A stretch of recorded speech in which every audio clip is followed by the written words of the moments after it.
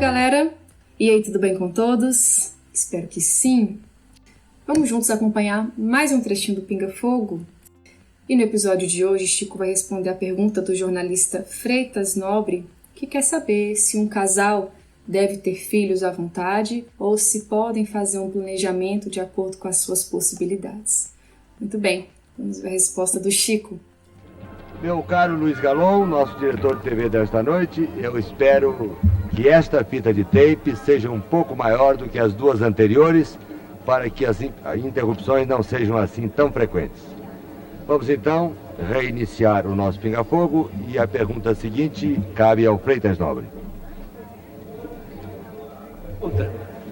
Tendo em vista a alta oportunidade da pergunta que foi formulada pelo nosso companheiro Hernani Guimarães Andrade, desejo apenas lembrar algumas anotações de atualidade sobre esta pergunta.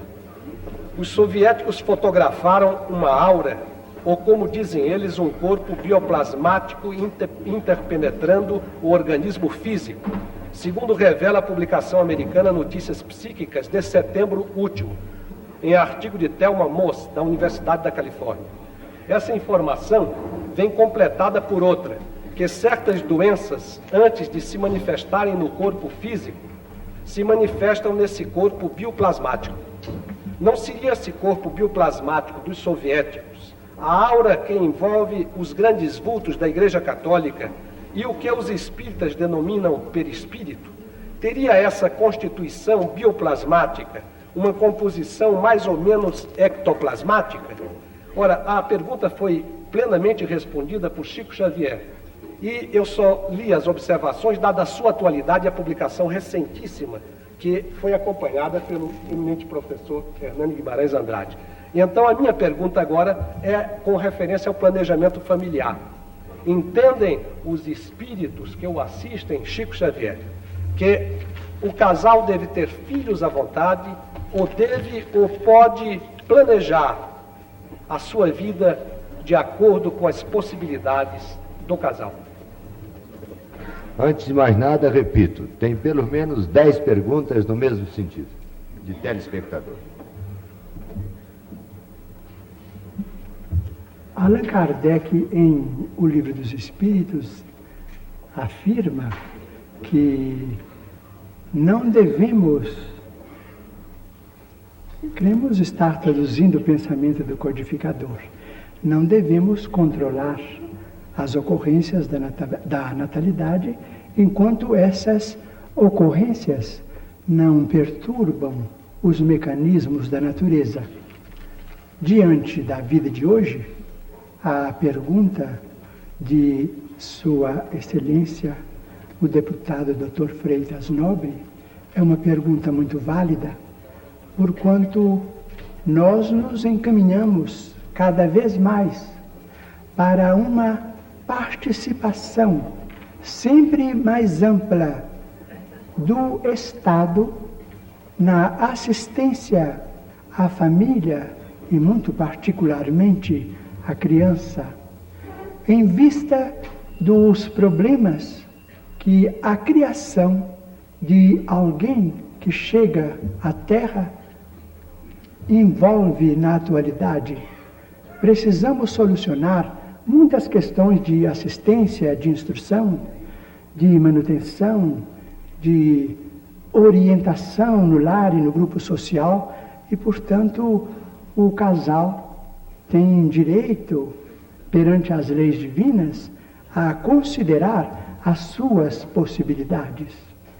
E muito melhor considerar essas possibilidades do que entrarmos pela perpetração do delito do aborto, de vez que o aborto traz consequências ruinosas, claramente deploráveis no corpo espiritual da criatura.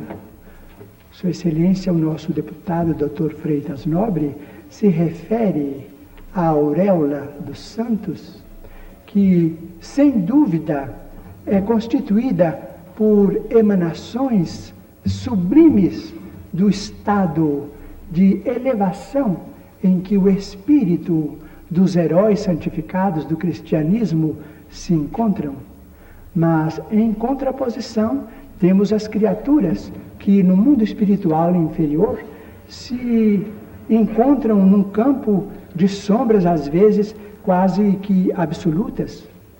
Em 1936, conhecemos uma senhora amiga que praticou diversas vezes o aborto.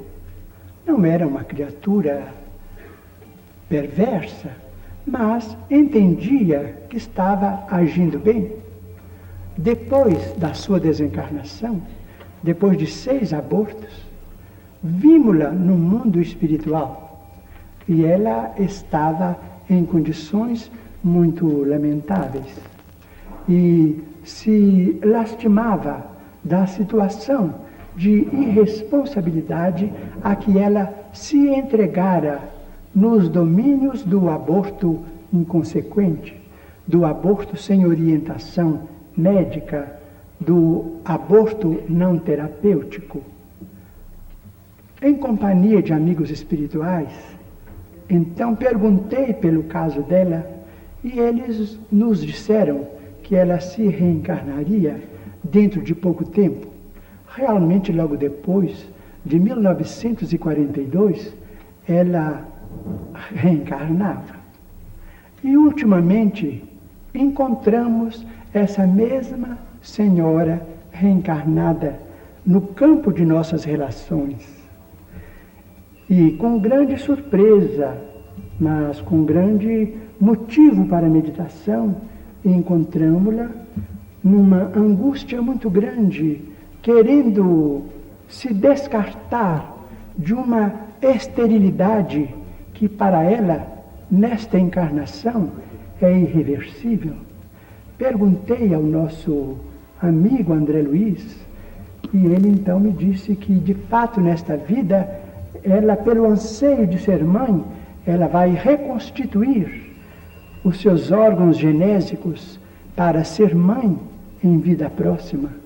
E, ouvindo também um amigo médico, a quem eu perguntei sobre o assunto, ele então me disse que essa criatura podia receber um diagnóstico claramente identificável na patologia comum.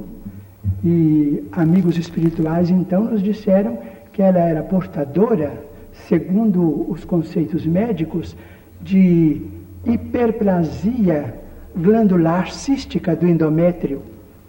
Além do mais, com resultados, com derivações muito lamentáveis em seus órgãos femininos. De modo que a vida no lar, nas grandes cidades de hoje, na vida de hoje, dentro de uma vida consciente, se podemos ser pais e mães, devemos emprestar as nossas possibilidades aos nossos amigos que precisam e desejam voltar à Terra, mas naturalmente subordinando isso ao nosso critério de administração da família. E para finalizarmos, mais uma historinha dele. O Juca, que tinha sido um patrão do Chico e auxiliado ele em momentos muito difíceis, tinha falecido. E ele desencarnou na miséria. Não tinha nada, nem o mínimo assim, para ter um caixão. É tanto que ele seria enterrado como indigente. E o Chico, quando soube disso, que o seu Juca ia ser enterrado como indigente, ficou muito triste. E aí, ele não tinha como comprar um caixão sozinho, né? O Chico também passava por muitos problemas financeiros. E ele começou a pedir. Tirou o chapéu da cabeça e passou de porta em porta pedindo qualquer dinheiro que fosse para enterrar o seu Juca. O pai do Chico, quando soube disso, foi falar com ele: meu filho, para com esse petitório, que coisa feia, ficar pedindo dinheiro para os outros. E Chico falou: não, meu pai, mas é o seu Juca, eu tenho uma dívida com ele, ele me ajudou no momento de muita dificuldade, me deu emprego, era um grande amigo meu. E assim foi, Chico batendo de porta em porta, falando com cada um para dar o que pudesse. E aí ele esbarrou com um ceguinho ali da cidade. E aí esbarrou nele, né? E o cego falou, o que foi, Chico? Você tá com pressa? Ele falou, eu tô pedindo dinheiro aqui pro seu Juca, porque ele morreu e não tem caixão. Quero comprar um caixãozinho pra ele. E aí o ceguinho falou, e é mesmo, eu soube que o seu Juca morreu, coitado. Não tem nem caixão? Pera aí que eu vou te dar tudo que eu consegui durante o dia. Porque aquele ceguinho ficava pedindo também, né, pras pessoas. E aí pegou, tirou tudo do bolso, tudo que ele tinha conseguido no dia e deu pro Chico. E foi o suficiente pra ele comprar o caixão. E ele foi, comprou, acompanhou o enterro, né, fez as despedidas dele. E quando chegou em casa estava muito satisfeito. Porque ele tinha feito algo que ele tinha ficado feliz pelo amigo dele. A sua família estava orgulhosa do que ele tinha feito e Emmanuel apareceu sorrindo. Apareceu rapidamente, sorriu e sumiu. Emmanuel sorri, né? Ele percebeu que ele tinha feito algo realmente bom, porque o mentor apareceu, sorriu e foi dormir com a consciência bem tranquila e satisfeito com o que ele tinha realizado naquele dia. Muito bem, essa foi a nossa historinha. Encontro vocês na próxima semana, se Deus quiser.